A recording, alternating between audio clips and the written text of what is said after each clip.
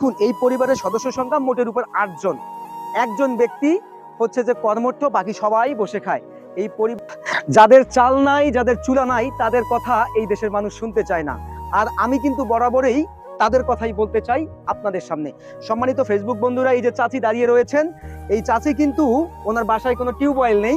উনি কিন্তু এই বুড়ি তিস্তা থেকে কিন্তু পানি নিয়ে এসে খাচ্ছেন। আমি জানি না এই পানি খেলে তার কতগুলো রোগ হতে পারে, পানিবাহিত রোগ। আমি সেটা পরে দেখাবো, কিন্তু তার আগে আমি দেখাতে চাচ্ছি এই যে দেখুন এই পরিবারের সদস্য সংখ্যা মোটের উপর ৮ জন। একজন ব্যক্তি হচ্ছে যে কর্মঠ, বাকি সবাই বসে খায়। এই পরিবারের নিদারুণ কষ্টেও চলতেছে। সম্মানিত ফেসবুক বন্ধু, এই যে আপনারা দেখুন এখানে কি অবস্থা করে তারা এই যে আছে, দেখেন এখানে কিন্তু কোনো টিউবওয়েল নেই এবং হচ্ছে পায়খানা করার জন্য একটা লেট্রিন পর্যন্তও নাই। সম্মানিত ফেসবুক বন্ধুরা, আমি যদি আপনাদেরকে এই পাশটা দেখানোর চেষ্টা করি, তাহলে দেখবেন এই বাসাতে কিন্তু উপরে কিন্তু কোনো চালাই নাই, টিন তো দূরের কথা, কোনো চালাই নাই। তারপরে এই যে আপনাদেরকে দেখানোর চেষ্টা করতেছি, আপনি দেখুন কি অবস্থা হয়েছে। আমি জানি না এই দুপুরে রান্না বান্না হয়েছে কিনা, আমি সেটাও বলতে পারতেছি না।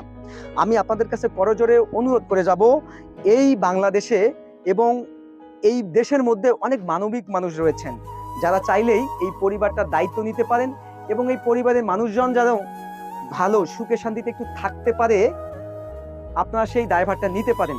সম্মানিত ফেসবুক বন্ধুরা, সবার কাছে বিনীত অনুরোধ করে গেলাম, সবাই এই পরিবারটার জন্য একটু এগিয়ে আসুন। আমরা যেভাবে এগিয়ে এসেছি, আপনারাও সেভাবে এগিয়ে আসুন।